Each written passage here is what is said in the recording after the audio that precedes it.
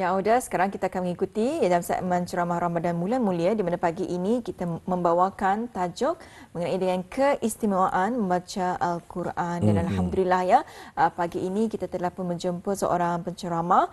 Jadi kita perkenalkan Yang Muammar ya bersama dengan kita pada pagi ini, iaitu Yang Mulia Muhammad Nasheed bin Supri. Assalamualaikum Ustaz. Waalaikumsalam warahmatullahi wabarakatuh. Apa khabar Ustaz? Alhamdulillah sihat. Muammar, Intan apa khabar? Alhamdulillah.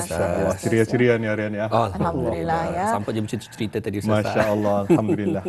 Ya, jadi Ustaz, hari ini kita bicara mengenai dengan keistimewaan membaca Al-Quran, di mana semalam sahaja ya negara kita telah pun kita saksikan bersama ni sambutan Majlis Nuzul Al-Quran ya peringkat negara semalam. Jadi sebagai mukadimah mungkin boleh Ustaz kongsikan yang mengenai dengan mungkin sejarah Al-Quran dahulu. Silakan. InsyaAllah. Alhamdulillah. Assalamualaikum warahmatullahi wabarakatuh. Bismillahirrahmanirrahim. Alhamdulillahirabbil alamin wassalatu wassalamu ala asyrafil anbiya'i wal mursalin sayyidina Muhammadin wa ala alihi wa sahbihi ajma'in. Rabbi shrah li sadri wa yassir li amri wahlul 'uqdatam min lisani yafqahu qawli, amma ba'd. Para penonton yang dirahmati Allah sekalian, alhamdulillah bertemu lagi kita ni dalam segmen kali ini. InsyaAllah kita ni sama-sama dan saya sendiri pun juga akan mengongsikan di antara keistimewaan membaca Al-Quran. Jadi firman Allah Subhanahu wa taala di dalam surah Al-Baqarah ayat yang ke-185 yang mana Allah Subhanahu wa taala berfirman, A'udzubillahi minasyaitonirrajim. Bismillahirrahmanirrahim. Syahrul Ramadan alladzi unzila fihi al-Quran hudan lin-nasi wa bayyinatin minal huda wal furqan. Shadaqallahul azim.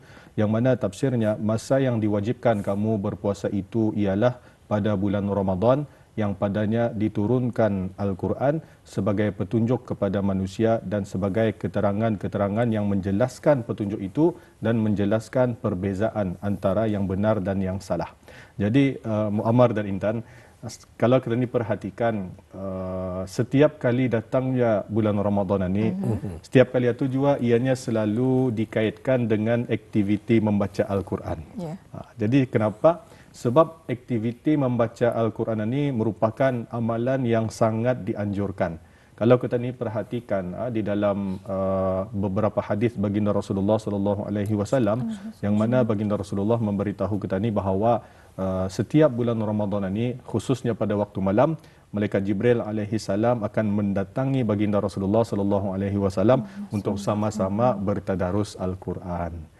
Jadi balik semula kepada ayat yang saya sampaikan tadi mengenai dengan bulan Ramadan itu diturunkan Al-Quran padanya. Bila kita ni cek dalam Al-Quran, hanya bulan Ramadan saja yang disebutkan secara spesifik. Tapi kalau bulan-bulan lain Allah Subhanahu wa taala indah menyebutnya secara spesifik. Sebagai contoh di dalam surah At-Taubah Allah Subhanahu wa taala berfirman, Inna iddatash syuhuri indallah 12 syahran fi kitabillah. Itu di antara contohnya. Cuma Allah Subhanahu wa taala menyebut di sini nama 12 bulan saja. Tapi dalam surah Al-Baqarah tadi disebutkan Ramadan spesifik. Itu menunjukkan bahawa betapa mulianya Ramadan itu di sisi Allah Subhanahu wa taala. Kemudian bayangkan saja kalau sekiranya kita ni menerima hadiah, Muammar dan Intan. Kalau sekiranya saya membagi bis kita hadiah, apa perasaan bis kita? Mengejut nih saya bagi. Khususnya bayangkan kalau Muammar dan Intan birthday bulan Ramadan, bah. Alhamdulillah. Tiba-tiba saya datang kemari membagi hadiah, pasti kita ni happy kan? Betul. Mana ada orang dibagi hadiah marah dia pulang. Apa ni membazir je. Anda kan mana ada macam tu. Lagi satu kemudian apabila kita ni ambil hadiah tersebut dan kita ni manfaatkannya, pasti kita ni akan beroleh macam-macam kebaikan. Sama aja dengan Al-Quran. Apabila Allah Subhanahu wa taala mengurniakan kita ni hadiah yang berbentuk kitab suci Al-Quran, kita ni gunakan Al-Quran tersebut dengan cara membacanya, dengan cara mengamalkannya dan mentadabbur dan sebagainya, pasti kita ni akan mendapat hidayah, petunjuk daripada Allah Subhanahu wa taala.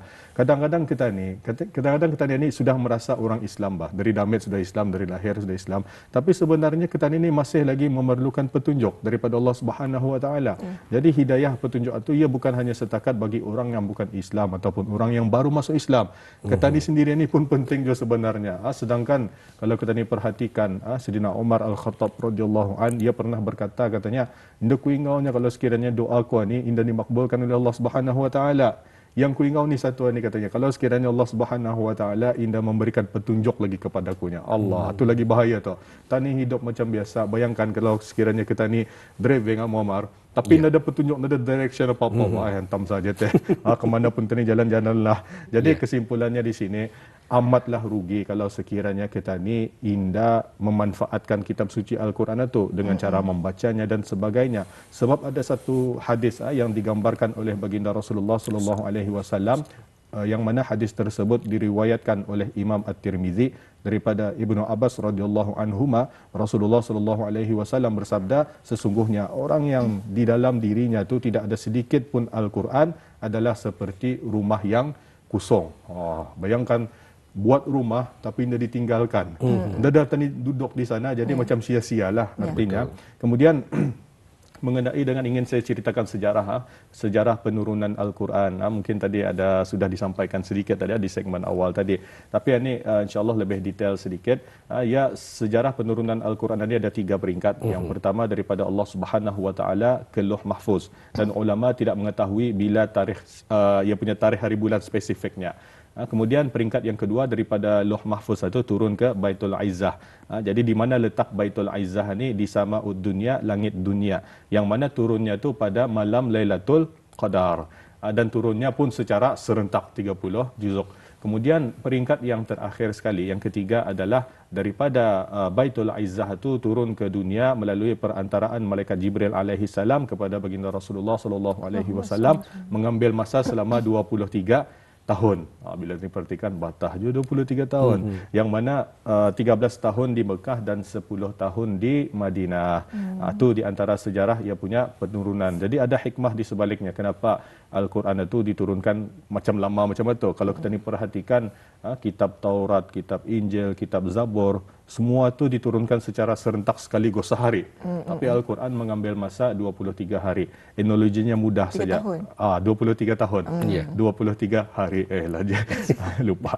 23 tahun, maaf. 23 tahun. Bayangkan etnologinya mudah saja. Ini menunjukkan mukjizat Al-Quran, kebesaran Al-Quran. Bila kita ni pernah membuat buku mungkin, ataupun masa belajar dulu, membuat tesis dan sebagainya. Bayangkan kalau sekiranya hari ini kita ni membuat, baru berapa muka surat ni buat, lama-lama, ngalih ke tahun depan lagi aku menyambung. Ditinggalkan.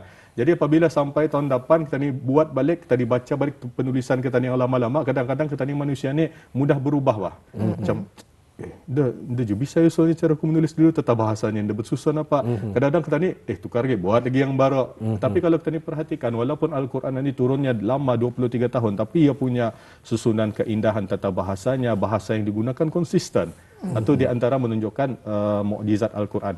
Kemudian sejarah pengumpulan Al-Quran. Al-Quran yang masa ni kita ni ada, indah sama macam mula-mulanya dulu. Sebab di zaman baginda Rasulullah sallallahu alaihi wasallam, ayat-ayat Al-Quran itu digunakan 2 kaedah cara pemeliharaannya. Yang pertama adalah dengan cara menulis. Di mana orang menulis, masa tu para sahabat menulis, ada yang di tulang-tulang, ada yang di kulit binatang, ada yang di batu-batu, ada yang di pelepah kurma dan sebagainya, asalkan tempat yang boleh menulis. Dan kebanyakan sahabat juga menggunakan kaedah hafalan. Jadi tidak ada orang menulis menggunakan cara hafalan. Kemudian ketika zaman baginda Rasulullah itu, ayat-ayat Al-Quran belum dikumpulkan dalam satu mushaf, masih bercarai-carai masa itu. Kemudian selepas itu zaman Khalifah Abu Bakar As-Siddiq radhiyallahu an, ketika itu terjadinya perang Yamamah, berperang dengan orang yang murtad, yang keluar daripada agama Islam, dan masa itu lebih daripada 70 orang yang mati syahid. Jadi ketika itu Sayyidina Umar yang ada bersama Abu Bakar As-Siddiq masa itu merasa ingau. Katanya cuma naninya 70 orang yang menghafal Al-Quran ini syahid banyak. Jadi ada baiknya kita ni kumpulkan Al-Quran ini jadi satu supaya tidak akan berhilangan lagi bayat Al-Quran ini. Jadi dipendekkan cerita, ketika zaman Abu Bakar Atutah bermulanya Al-Quran itu dikumpulkan oleh seorang sahabat yang bernama Zaid bin Thabit radhiyallahu an, dikumpulkan masa tu masih lagi namanya suhuf, bukan mushaf. Suhuf ini artinya beberapa lembaran-lembaran yang mengikut topik-topiknya sendiri. Masih suhuf, dan ketika itu disimpan oleh Abu Bakar. Selepas Abu Bakar meninggal, disimpan oleh Umar Al-Khattab. Kemudian selepas Umar Al-Khattab meninggal, disimpan oleh putrinya yang bernama Hafsah. Kemudian yang ketiga adalah ketika zaman Khalifah Uthman bin Affan radhiyallahu an, itu baru sama kaedah penulisan mushafnya yang ada sekarang ini. Itu secara sejarah ringkasnya. Kemudian mengenai dengan fadilat. Ni kita ni cerita mengenai dengan keistimewaan membaca Al-Quran. Sebenarnya banyak ya, tapi mungkin masa kita ni terhad, jadi saya cuma sampaikan di sini beberapa sahaja yang saya dapat daripada Al-Quran dan melalui hadis-hadis baginda Rasulullah sallallahu alaihi wasallam. Yang pertama adalah firman Allah Subhanahu wa taala di dalam surah Al-Isra ayat yang ke-82, wa nunazzilu minal qur'ani ma huwa shifaa'u wa rahmatul lil mu'minin, dan kami turunkan Al-Quran itu ayat-ayat yang menjadi ubat penawar dan rahmat bagi orang-orang yang beriman. Sebenarnya Al-Quran ini boleh kita ni jadikan ubat. Masalahnya di sini, adakah kita ni percaya ke indak? Kadang-kadang ada orang ada orang jenisnya, ia pernah mengatakannya, sudah ku baca ni ayat Al-Quran, ku tawari ayat, ku baca ni, ku baca ayat ru'yah dan sebagainya, indah je mujarabnya, malah makin kambuh je pulang. Cuba tanya diri kita ni, adakah kita ni yakin ke indak? Kadang-kadang mulut kita ni membaca, tapi dalam hati kita ni benar ke ni? Itu sudah timbul keraguan di sana, sebab itu indah mujarab. Kemudian bersihkan dah jiwa kita ni. Sebab Syekh Abu Bakar Jabir Al-Jaizari berkata, kesembuhan itu adalah tertakluk kepada kekuatan iman, keyakinan si penjampi yang membacanya tu dan kebersihan jiwanya. Jadi untuk ayat Al-Quran ini supaya mujarab, untuk kita dijadikan dia sebagai penawar, satu, kita ni harus mempunyai keyakinan. Yang kedua adalah jiwa kita ni bersih. Macam mana cara kita ni membersihkan jiwa kita ni? Banyakkan istighfar, banyakkan bertaubat dan sebagainya. Dekatkan diri kita ni, hubungan kita ni jaga dengan Allah Subhanahu Wa Taala. Jangan tinggal sembahyang dan sebagainya. Macam mana kalau sekiranya ayat Al-Quran itu kan mujarab sedangkan dia sembahyang. Dia sembahyang tapi berubat dengan Al-Quran. Itu mungkin itu di antara sebabnya. Kemudian fadilat yang kedua adalah yang kita ni sudah tahu daripada Abdullah bin Mas'ud radhiyallahu an, Rasulullah sallallahu alaihi wasallam bersabda, yang lebih kurang maksudnya, kalau sekiranya kita ni membaca Al-Quran, kita ni akan mendapat ganjaran setiap satu huruf atau muammar 10 pahala. Masya-Allah. Cuba kita ni bayangkan, baru satu huruf tu 10 pahala. Cuba kita ni bayangkan, ini sepemalas-pemalas orang ni. Ia baca Al-Quran, bismillahirrahmanirrahim, wal asr, sadaqallahul azim, 6 huruf, 60 pahala. Ya Allah, apatah lagi kalau sekiranya Muammarah tadi membaca 1 muka surat, 2 muka surat, 3 muka surat, itu di bulan-bulan biasa. Apatah lagi kalau di bulan Ramadan ni, pahala kita ni itu paling kurang dilipat gandakan oleh Allah Subhanahu Wa Taala berapa? 10 dan sampai 700 kali ganda. Bayangkan yang 60 pahala tadi, di bulan Ramadan kita ni mengaji, dikali lagi dengan 10, itu paling kurang. Bayangkan kita ni ambil paling maksimum 60 dikali dengan 700. Panjang nombor kalkulator terus. Dapat kita ni mengira sebenarnya. Yang penting kita ni lakukan. Jadi bagi orang yang mahir sudah membaca Al-Quran akan mendapatkan kedudukan yang mulia di sisi Allah Subhanahu Wa Taala di akhirat nanti. Sebab ada dalam sebuah hadis yang diriwayatkan oleh Imam Muslim daripada Sayyidatina Aisyah radhiyallahu anha, bahawa Rasulullah sallallahu alaihi wasallam bersabda, orang yang mahir membaca Al-Quran maka kedudukannya di akhirat ditemani oleh para malaikat yang mulia, dan orang yang membaca Al-Quran dengan gagap dan susah dalam membacanya maka ia mendapat 2 pahala. Hari itu, ini kan bercerita saja, hari itu ada saya sembahyang di sebuah masjid kan, lepas sembahyang Zuhur, kemudian saya berehat di belakang sekejap. Kemudian saya terdengar ada orang mengaji Al-Quran, Masya Allah, ada orang mengaji Al-Quran. Tapi ia punya bacaannya tu tergagap-gagap sebab ia nampak kesusahan di sana. Kemudian datang si kawannya tu duduk ya sebelah yang pembaca tadi tu, yang mengatakan katanya, ni berapa Ramadan sudah ni, tapi masih lagi ku tahan-tahan juzuk 1 muka surat sekian-sekian. Tapi saya memikirkan ketika duduk saya tutup mata saya kan, saya memikirkan, lebih baik orang yang macam mana, ia gagap membaca, payah membaca, tapi ia berusaha ia berusaha meluangkan masanya beberapa minit saja duduk selepas sembahyang Zuhur mengaji Al-Quran walaupun ia dalam keadaan macam itu. Berbanding daripada kita ni, kadang-kadang kita ni sudah pandai membaca Al-Quran tapi langsung hari itu kita ni memegang Al-Quran ni tapi kita ni pandai. Itu bagi saya, ya Allah, Masya Allah, itu lebih baik sebenarnya. Jadi itu menunjukkan bahawa usahanya, padahal kalau kita dipikir secara logik, kalau sekiranya kita ni lancar, boleh saja lepas sembahyang Zuhur tu balik saya terus ini ya duduk lagi di belakang buka Al-Quran, baca dengan keadaannya macam itu. Ya Allah, itu sebab itu Allah Subhanahu Wa Taala memberi ganjaran 2 pahala bagi orang yang macam itu. Alhamdulillah. Tapi kita ni perlulah juga kadang-kadang di bulan Ramadan ni sebenarnya memang afdal, memang lebih baik kalau sekiranya kita ni muamarah khatam Al-Quran 30 juzuk. Ya. Tapi jangan jadikan satu kemestian yang khatam. Maksudnya di sini, kalau sekiranya kita ni dalam keadaan yang susah untuk membaca, gagap dan sebagainya, kita ni kadang-kadang merasa bila kita ni set dalam mindset kita ni, mesti khatam di bulan Ramadan 30 juzuk. Tapi sudah diusahakan, ini sudah berapa Ramadan? 17 Ramadan. Tahan-tahan masa juzuk 5. Jadi last-last ia merasa, sama je, dah khatam 30 juzuk, sudah sadaqallahul azim, jumpa lagi Ramadan akan datang. Macam tu bah.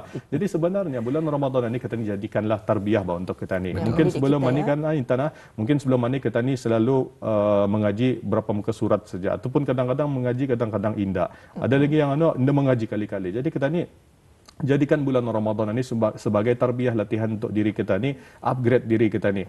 Ikut kemampuan kita ni, atau yang paling penting. Kalau sekiranya kita ni mampu 1 juzuk sehari, tafadhal, bismillah. Boleh kita ni bagi-bagikan. Setiap sembahyang fardu 5 waktu, mungkin selepas sembahyang 4 muka surat. Selepas sembahyang 4 muka surat. Jadi 5 waktu kali 4, 1 juzuk sudah kita ni boleh. Ataupun ikut kemampuan masing-masing. Boleh jadi kita ni baca 2 muka surat saja sehari. Yang penting baca. Ada juga intan Muammar, ia membaca surah pilihan saja. Hari-hari yang baca surah pilihan, bukan daripada juzuk 1, tapi hari-hari yang membaca surah Yasin, hari-hari yang membaca surah Al-Mulk, atau yang penting kita ni harus membaca Al-Quran. Kemudian seterusnya adalah kita ni sebagai seorang anak ni, kadang-kadang kita ni mahu memberikan hadiah yang terbaik kepada ibu bapa kita ni.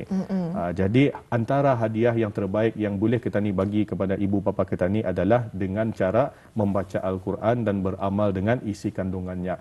Sebab kalau kita ni perhatikan di antara hadis baginda Rasulullah sallallahu alaihi wasallam, barang siapa yang membaca Al-Quran dan dia mengamalkan dengan isi kandungannya, nescaya Allah pakaikan kedua ibu bapanya mahkota pada hari kiamat.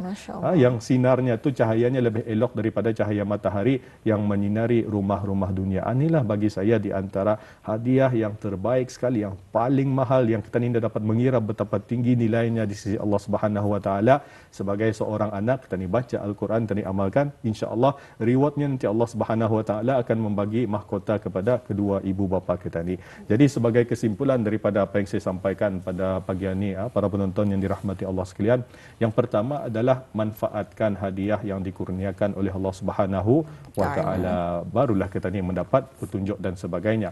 Kemudian yang kedua, semua masalah dalam kehidupan kita ni ada di dalam Al-Quran. Kalau sekiranya kita ni tercari fasalu ahla zikri in kuntum la ta'lamun, tanya arah orang yang mahir, pasti ada solusinya di dalam Al-Quran. Kemudian yang ketiga adalah jangan kita ni sia-siakan fadilat, keistimewaan ataupun kelebihan yang ada apabila kita ni membaca Al-Quran, khususnya di bulan Ramadan yang terakhir sekali adalah jadikan bulan Ramadan ini sebagai bulan latihan kita ni, bulan tarbiyah kita ni, untuk upgrade diri kita ni kepada yang lebih baik supaya kita ni rajin membaca Al-Quran di bulan-bulan yang selepas bulan Ramadan. Wallahu a'lam. Masya-Allah ya, cukup panjang lebar juga ya yang dikongsikan oleh Ustaz tadi mengenai dengan keistimewaan membaca Al-Quran, dan mudah-mudahan kita menjadi seorang insan yang sentiasa berdampingan dengan Al-Quran, dan bukan sahaja kita ni membaca, malahan kita ni perlu memahami apa ya isi kandungan daripada yang kita ni baca tersebut ya. Betul, cukup bermanfaat dengan kita mendengarkan segmen ceramah Ramadan bulan mulia berkenaan. Rasanya kalau boleh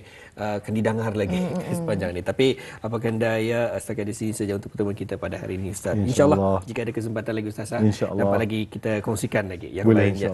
Baik, untuk itu kita ucapkan terima kasih sekali lagi kerana berkesudian Ustaz untuk mengkongsikan keistimewaan membaca Al-Quran bersama dengan Yang Mulia Ustaz Muhammad Nasheed bin Supuri, penceramah kita untuk hari ini. Sekali lagi terima kasih Ustaz. Sama-sama. Waalaikumsalam warahmatullahi wabarakatuh.